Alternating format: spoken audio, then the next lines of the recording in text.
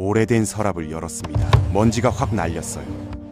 서랍 안에는 낡은 여학생 가방이 하나 놓여 있었습니다. 갈색 가죽은 곳곳이 헤어졌고 손잡이는 끊어질 듯 위태로웠습니다. 가방 앞면에는 1943년이라는 숫자와 함께 최영숙이라는 이름이 쓰여 있었고 당신은 조심스럽게 가방에 손을 댔습니다. 그 순간 눈앞이 천천히 흐려졌고 눈을 떠보니 당신은 1927년 평양 최영숙이 되었어요. 이제 그녀가 살았던 시간 속으로 들어가 봅니다.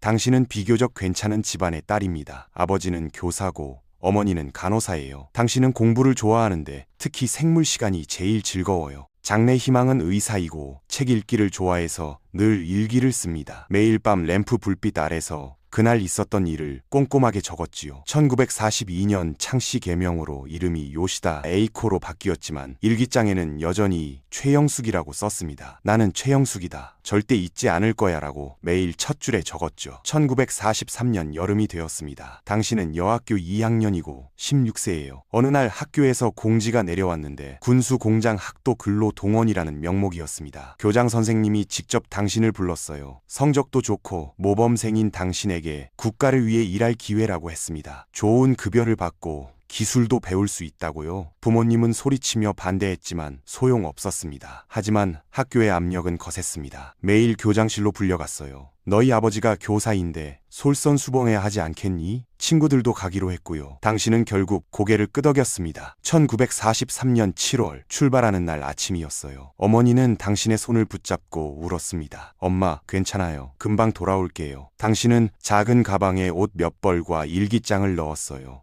그리고 남동생 영호에게 편지를 썼죠. 영호야, 잘 지내니? 오빠는 공부 열심히 해. 나는 곧 돌아갈게. 영호는 13세였습니다. 집 앞에서 손을 흔들었고 당신도 뒤돌아서 손을 흔들었어요. 그때는 그게 마지막이 될 줄 몰랐습니다. 평양에서 출발한 기차는 부산으로, 부산에서 배를 타고 시모노세키로 그리고 다시 남쪽으로 내려갔어요. 배 안에는 15세에서 19세 사이인 40명의 소녀들이 있었습니다. 처음엔 다들 수다를 떨었어요. 공장에서 뭘 만들까? 돈 많이 벌어서 집에 보내야지. 하지만 갈수록 분위기가 이상해졌어요. 경비병들의 눈빛이 달랐거든요. 화장실도 마음대로 못 갔고 식사는 하루 한 번 주먹밥 하나였어요. 당신은 뭔가 잘못되고 있다는 걸 느껴 불안했습니다. 2주 후 도착한 곳은 싱가포르였고 군수공장이 아니었습니다. 당신은 그제야 거짓이었음을 깨달았어요. 철조망으로 둘러싸인 2층 건물이었고 내 모퉁이마다 감시탑이 있었어요. 경비병은 소총을 들고 서 있었고 일본군 장교가 나왔습니다. 그는 통역관 없이 일본어로만 말했어요. 너희는 지금부터 황군 장병들을 위안하게 될 것이다. 거부하거나 도망치면 죽는다. 당신은 위안이 뭔지 몰라 이해하지 못했어요. 3번 방이 배정되었고 방 크기는 4평도 안 됐어요. 바닥에 얇은 매트 하나, 물대야 하나, 그게 전부였습니다. 문 위에는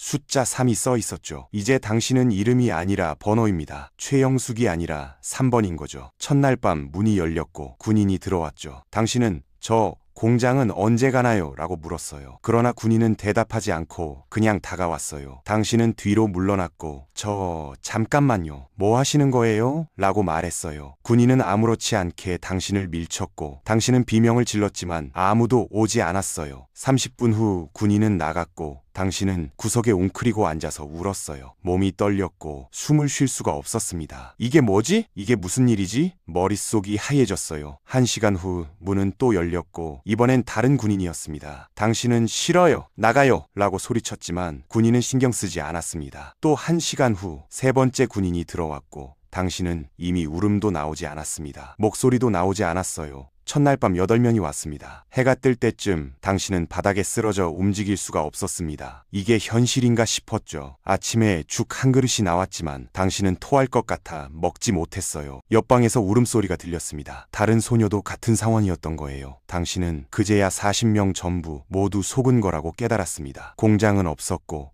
급여도 없었고 기술도 없었습니다. 그냥 감옥이고 지옥이었죠. 저녁이 되자 다시 시작되었습니다. 문이 열리면 군인이 들어오고 나가면 또 들어오고 하루에 30명에서 40명이 들어왔고 주말에는 70명까지 왔습니다. 당신은 마음이 붙잡을 무언가가 필요해 숫자를 세기 시작했어요. 첫날 8명, 둘째 날 12명, 셋째 날 15명, 일주일이 지나자 97명이었습니다. 당신은 일기장에 97명, 나는 사람이 아니다, 나는 물건이다 라고 적었어요. 펜을 쥔 손이 떨렸습니다. 한 달이 지났을 즈음 당신은 더 이상 저항하지 않았어요. 저항하면 맞았거든요. 한 번은 발로 차였고 한 번은 주먹으로 얼굴을 맞아 코에서 피가 났죠. 그 이후로는 그냥 누워 있었어요. 눈을 감고 다른 곳을 생각하거나 평양집을 생각했어요. 어머니의 정원, 아버지의 책상, 남동생 영호의 웃음소리. 그걸 생각하는 동안에는 여기가 아니었어요. 몸은 여기 있지만 마음은 평양에 있었습니다. 그렇게라도 하지 않으면 미쳐버릴 것 같았거든요. 당신은 작은 일기 노트를 옷 속에 숨겨두고 밤에 몰래 계속해서 써나갔습니다. 하지만 내용은 하루하루 달라졌지요. 처음엔 숫자를 세며 적었는데 나중에는 숫자를 세는 의미조차 의문이 들었어요. 매일 죽어가지만 죽지 못하는 고통을 일기에 적었습니다. 글을 쓰면서 눈물이 종이에 떨어졌고 글씨가 번졌어요. 1944년 3월 일기를 보면 이렇게 적혀 있습니다. 오늘도 30명이 왔다. 나는 이제 영숙이가 아니다. 나는 3번이다. 문 위에 숫자가 나다. 짧은 문장이었지만 그 안에 모든 게 담겨 있었어요. 당신은 자기 이름을 잊어가고 있었던 겁니다. 매일 밤 일기장에 나는 최영숙이다 라고 썼지만 점점 그 이름이 멀어졌어요. 그게 누구였더라? 의사가 되고 싶어 했던 그 소녀는 어디로 갔을까요? 옆방에는 경이라는 소녀가 있었습니다. 부산에서 온 15세 소녀였죠. 둘은 가끔 밤에 벽을 두드리며 신호를 보냈습니다. 똑똑똑, 살아있니? 똑똑, 응? 살아있어? 그게 위로였어요.